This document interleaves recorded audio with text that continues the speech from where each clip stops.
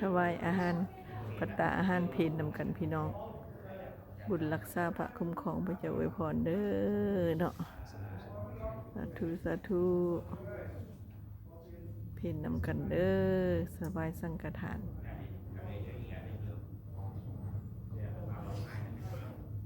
น้อยก็มาถ่ายถวายนำป้าวันเพิ่นมาเฮ็ดแกงไข่กับปิ้งปลามามื้อนี้สิถวายทานนำกันพี่น้องพี่วางแล้วอาหารวางเต็มโต๊ะหมดละวางเต็มโต๊ะหมดแล้วเบิ่งเด้อพี่น้องเด้อมีอาหารหลายอย่างแต่ละมือสิแหละเอาบุญนำกันทุกคนบุญรักษาคุณพระคุ้มครองพระเจ้าอวยพรให้รวยๆให้รวยๆโต๊ะอาหารพระมี18รูป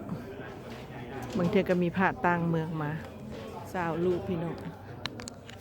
อนุโมทนาสาธุนำเด้อพักผ่อนเด้อ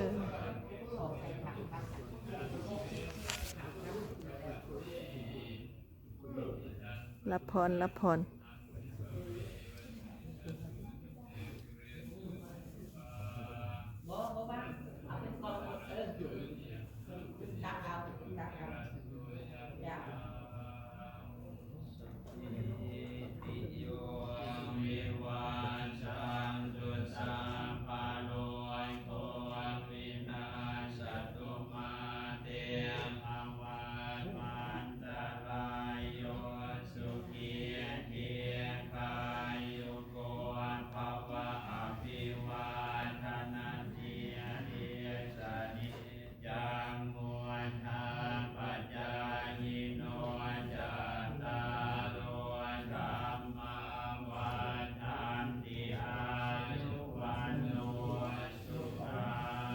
สาธุบุญรักษาพาคุ้มครองพระเจ้าอวยพรเด้อกราบขอพระเดช